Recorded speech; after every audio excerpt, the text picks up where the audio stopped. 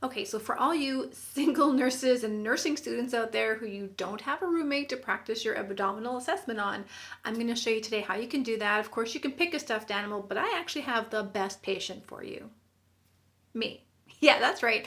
I'm going to show you how to do the abdominal assessment using myself. So if you do have nobody who will let you practice on them, that was my situation, you do want to get good at actually doing the thing that you need to do to pass your test or to do your assessment on your patient. And so I am going to show you how you can do that with yourself and do an abdominal exam so you know the steps, the patterns, and what light palpation is, deep palpation, all in this video. Now, of course, stay till the end because there will be an NCLEX question that you can answer based on the information covered in this video.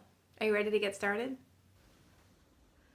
Welcome back. My name is Tammy and this is Nurse Minder, and on this channel we do everything nursing.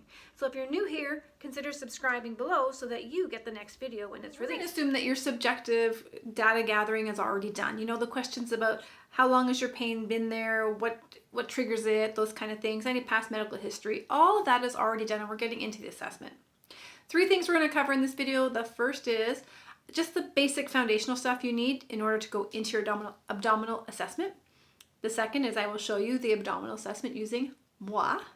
And then the third, we'll talk about a few special tests at the end of this video. And of course, stay tuned for the NCLEX question. So let's get started first with some of that foundational information that helps us pinpoint what might be going on with our patients.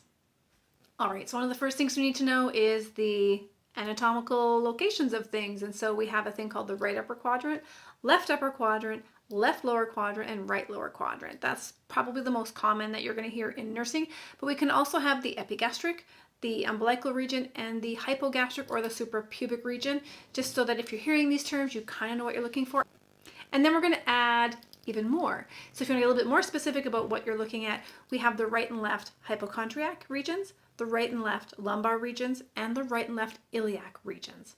Now, what I like about this diagram with the 9 is that it actually shows you where you would find the different organs, such as the liver, the spleen, the kidney, those kind of things, and the bladder, right? And so when you're giving your information, you can be very specific about the region in which you found an issue.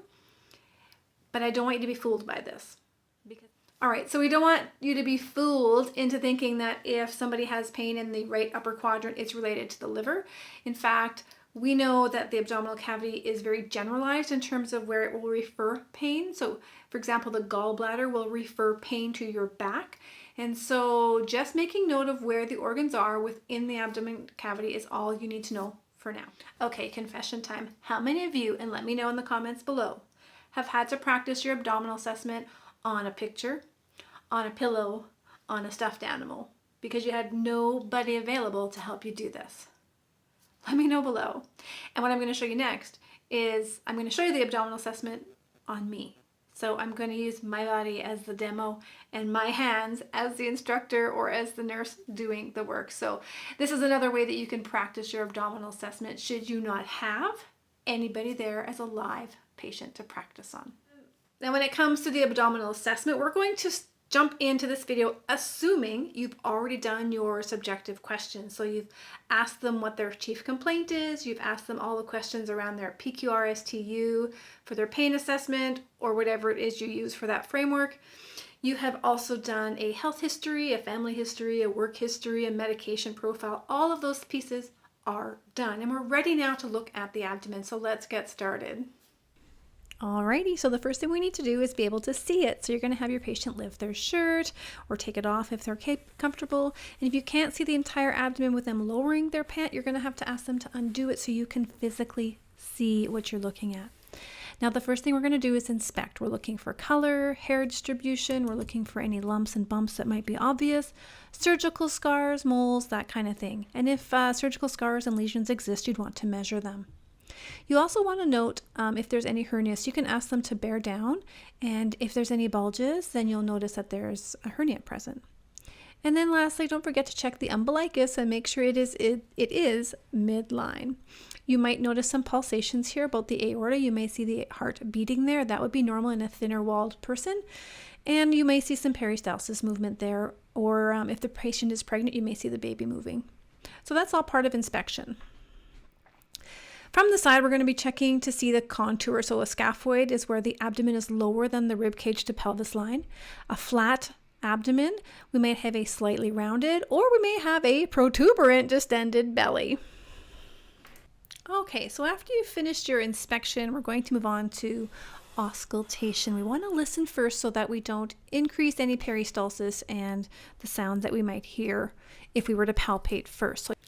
All right, so using the diaphragm of our stethoscope and light pressure, we can start in any quadrant. Most textbooks recommend you start in the right lower quadrant. As long as you're hitting all 4 areas, it is fine to start in any section. I would suggest that you need to ask your patient if they have any pain first, because you would want to leave the painful areas until last. You will listen for 10 to 15 seconds in each quadrant, and as long as you're hearing some high-pitched bowel sounds, you can move forward.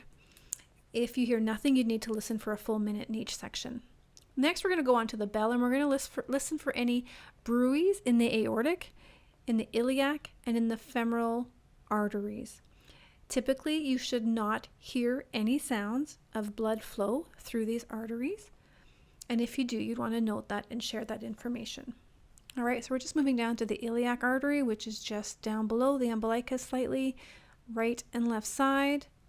And then to access the femoral artery, you will need to probably pull those pants down even a little further than what the patient has had for you already to get down further into the femoral. Now, when it comes to percussion of the abdomen, I find that it's actually rarely used in practice by nurses, but I'll show you the percussion piece here anyways and talk to you about the different types of sounds you should expect to hear in the abdomen. All right, so next we move on to percussion. So if you remember watching the IPPA video, we're going to do 2 quick strikes and release our tapping finger so that we can hear the sound. And this is a little challenging on myself, I must admit.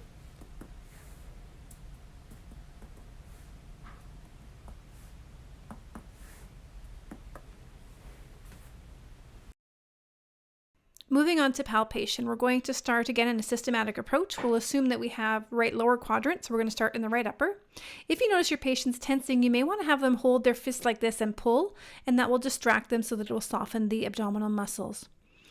So again, right lower quadrant pain. So let's start with some light palpation in the right upper quadrant, and then we're just going to go in circles and move around the abdomen, noting any grimacing or comments or sighs from the patient.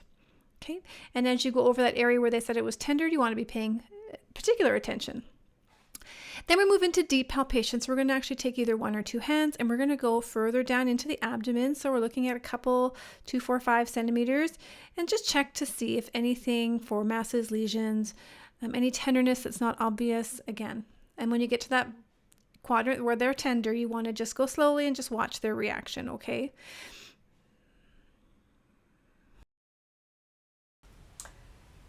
In the right lower quadrant is one of the common locations for the appendicitis. Well, it is the location for appendicitis. And so what we need to do is find McBurney's point. So we take the umbilicus, that's our landmark, and we're going to draw a straight line down to the anterior iliac spine. That's the front part of your bone here that sticks out. Right. And so what you want to do is, as you've drawn this line down, you want to stop at 2/3 of the way towards it. And that's McBurney's point. That's the anticipated location of your appendix. And so you're going to take your hand at a 90-degree angle, and as you press down, the expectation is that the pain is lessened if it's appendicitis. And when you release, the pain increases because that inflamed organ is now expanding. And so that would be McBurney's test right there.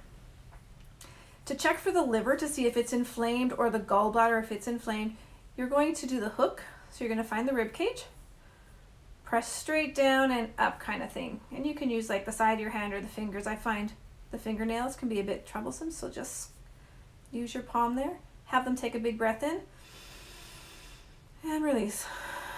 Now typically you cannot feel the border of the liver. If it is enlarged, you might notice that. The other thing that happens is as they take a big breath in, if it causes sharp pain and they stop their inhalation, then that might be indicative of gallbladder. All right, so now that the assessment's done, let me know below. Is this one of those assessments that really got you stumbling in school, like you were struggling to figure out just how to do it in a systematic way?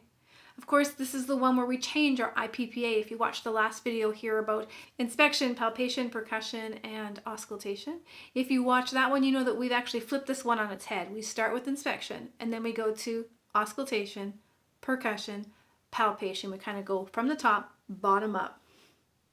All right, my lovelies, there should be no reason why you cannot practice your abdominal assessment on yourself. I just showed you that I could do it for me. While I agree it is not ideal, you can definitely get the flow of your assessment down and some of those pieces. So if you've been studying and you've been paying attention, these NCLEX questions should be no problem for you. So let's head into those next. All right, so question number 1, feel free to pause this video. Your patient complains of abdominal pain for 3 days with tenderness to the left epigastric area. In what order will you complete your assessment? Okay, you've got your answer. You've paused the video. All right, so the answer here would be number 4, inspection, auscultate, percuss, and then palpate. Well done.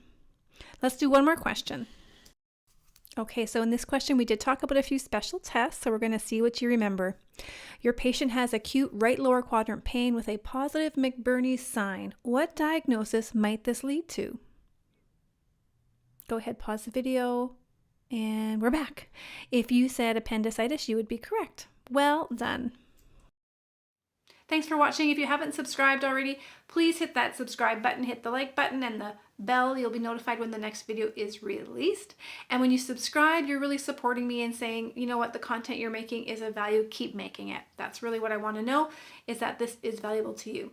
Now, if you have a nursing colleague, a nursing friend, a nursing student in your family, let them know about this YouTube station, because I have a goal to reach 100,000 subscribers in 2021. And that means I'm going to need you. I'm counting on you to help me get there. Awesome, guys. Make it a great day, and we'll see you in the next video. Hey, I know you're probably not ready to get off your phone or go back to work just yet, or maybe even turn the lights off to go to sleep. So why don't you spend a little bit more time here watching another video?